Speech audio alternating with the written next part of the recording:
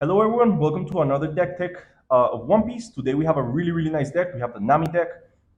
It's really amazing because it changes the game rules and you're playing basically a different game. So if you want to have like a change of pace in what you've been playing, she's really good and she's pretty competitive as well. She's doing pretty well right now in the meta. So what she does, for those of you that don't know it, it's when your deck is reduced to zero, you win the game instead of losing. So Nami is not a character that's going to win by hitting your opponent. She's basically trying to outsmart him, which is really thematic and nice. And then if she has one done and she deals damage to an opponent, you can trash one card from the top of your deck. That's something that's not going to happen often, but it's still pretty nice. You know, you put one down, try to trash one card from the top of your deck. Every card counts, and we're going to see why right now. So we've organized the cards in order of importance, and of course we start with Kaya. She is so good. She's a counter plus 2k. She draws two cards and then trashes two cards from your hand. So that means we're advancing two steps on our game plan. We draw two, we're down to 38, and then we trash whatever doesn't work that well in this matchup. So if we're playing Katakuri, then we discard some cards. If we're playing Rush Sorrow, we know what to discard, etc., etc. So really nice card. And we are also going to see in a second why these characters that I'm going to show you first, which are 12 different characters, are extra important in this match, in this deck, sorry. So next up, we have Boogie.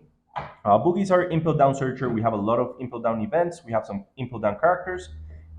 Basically, when you play him, you take a look at 5 cards, grab one from the top of your deck, and put the 4 others on the bottom. It's really important for this deck that you don't put those 4 cards in whatever order like you would do in another game, because normally you don't reach that low on your deck.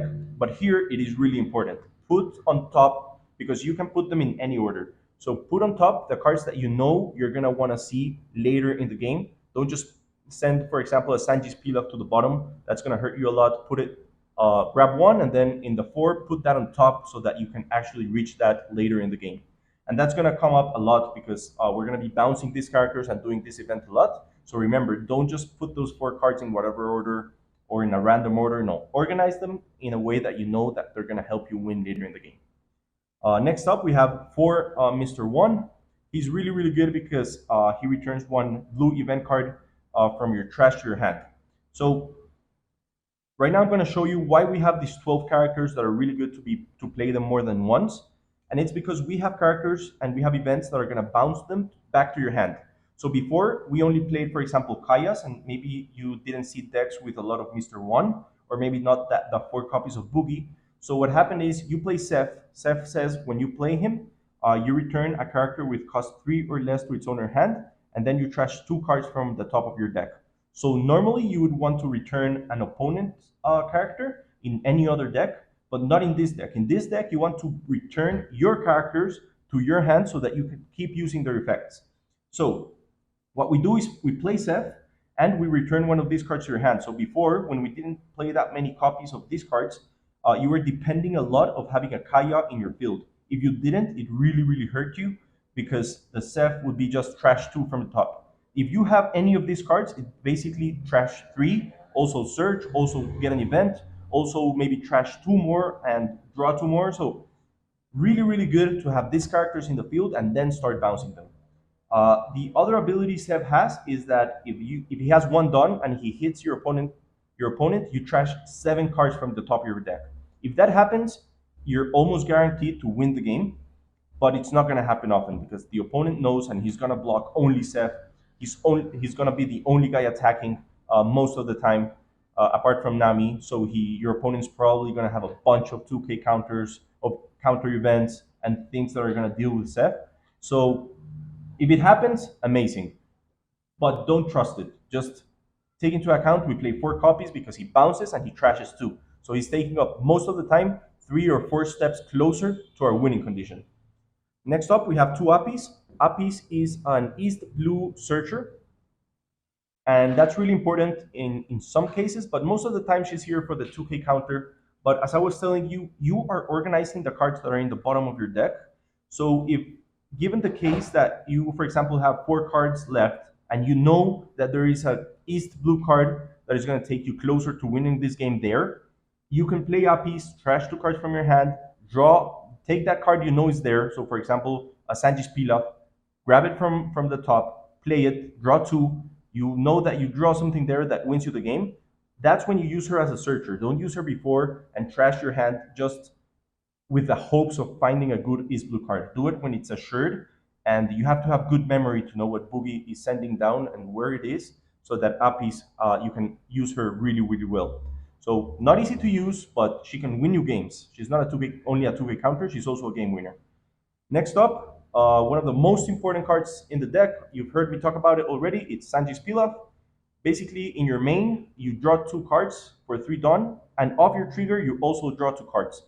If this card comes off the trigger, it's going to be a really good game for you because in your opponent's turn, you are advancing 2 steps on your game plan and you're getting a lot of resources in your hand. So amazing, amazing card to come off the trigger. Also amazing card to use in your main. So one of the best cards in the deck. Next up is Love Love Mellow. Of course, we're playing 4. Since OP1, we know this is a really nice card. Basically, what it does is 4 plus 4k to your leader or to a character, and then you draw 1 card if you have 3 or less cards in your hand. That is almost always going to happen. You have to ensure that. So use other counters, other cards before using your Love Love, because you still want to advance 1 more step in your game plan, even in your opponent's turn. Next up, we have Desert Spada. Desert Spada is really important for a bunch of reasons. It's a 1 cost, so you can get it with Mr. 1. Nice. Second, you can arrange the top 3 cards from your deck, and you get plus 2k power to one of your characters or your leader. So this is really nice because what you have to do is, you know, you're going to be trashing from your hand. You know you're going to be trashing from the top of your deck. And you also know what you're looking for with your searchers. You know what you're going to draw with the Love Love Mellow. So being able to organize the top is really, really important. So having to account, Desert Spada is also pretty hard to use because you have to arrange them in a way that's going to benefit you later in the game, that is going to let you trash cards you don't need in this matchup. And also the trigger is amazing. You draw 2 cards and you trash 1 card from your hand. So not as strong as Sanji's Pilaf, but it's still 2 more steps in your game plan in your opponent's turn. So really, really good card advantage and also advancing. Next up, we have another event that we can get back with Mr. 1, and it's Usopp's Rubber Band of Doom. One of your leader characters gets plus 2k, and then you trash 1 card from the top of your deck. Another card that important, organize what you want to trash if you're going to play this later. And this, again, in your opponent's turn, advancing 1 more step in your game plan and also saving Nami from getting hit. Really, really good. And next up, the next 4 are also 1 cost events. So there you have it, 12 cards that you can get back with Mr. 1. And it's really amazing. You can trash 1 card from your hand and your leader gains plus 4k power, and then you trash 2 cards from the top of your deck. So, you know, when this happens, your opponent is, you know, counting like, okay, if I hit her 2-3 times this turn, maybe next turn she won't be able to beat me, and then suddenly you're countering plus 4k, you're trashing 2, and his mathematics are not working at all. So really, really nice events, and that's why Mr. 1 is good to play him, bounce him, and if you can get all these cards back easily, mostly this 8 right here, Desert Spada is not a card that it's advancing you that much in your game plan. So you want these 8 cards, but you know, additionally, we have the Desert Spada, which is not a bad card that we can get back with Mr. 1. But if you have the choice, get these cards. These are the cards that are advancing you really well in your game plan to get back with Mr. 1. Next up, we have 4 Deathwing. Deathwing is really good. One of your leader character cards gets plus 6k, and then you draw cards so that you have 2 cards in your hand. So if you're playing well, you're playing other cards first, you're playing your counters, and make sure that when you play Deathwing, you get to at least draw 1 so that you're still advancing in your game plan. And this is going to save you from a really, really big hit. A lot of times, you know, your opponent's just going to, he knows you have a very little cards left, so he's going to send in like a 15k attack, and you just play like Deathwing, Love Love Mellow, and whatever character you have, and there you go. You 3 cards, you block a 15k. So really, really good card, Deathwing, searchable with Buggy, so recommended. Next up, we have the cards that are going to bounce your characters. So this is really, really important. Basically, 4 Arabesque Fist, 3 of them, I mean, you return 1 character with a cost 4 or less to its owner's hand. Again, it's mostly to bounce one of these 12. Don't bounce your opponent characters unless you know you're going to lose if you don't do it.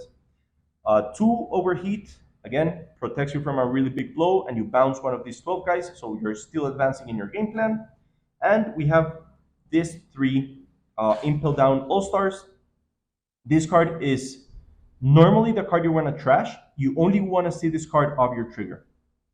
But that's not a problem because this deck trashes a lot. So organize them in a way with Desert Spada that they're going to be trashed later, or just trash them with Kaya, or just trash them with Gum Giant Gavel. These cards, they don't work because your leader has to be impel down. They're just here because if you get a trigger of draw two, you're almost ensured to win the game. So that's why we're increasing the possibilities by having it here, here, here, and here. So you have a really nice trigger capabilities, which you're going to get cards in your hand, you're going to advance in your game plan, and there you have it. It's a really defensive deck that plays different, and it's really, really fun. So really recommended. Try it out, and remember to subscribe, like, and comment the video.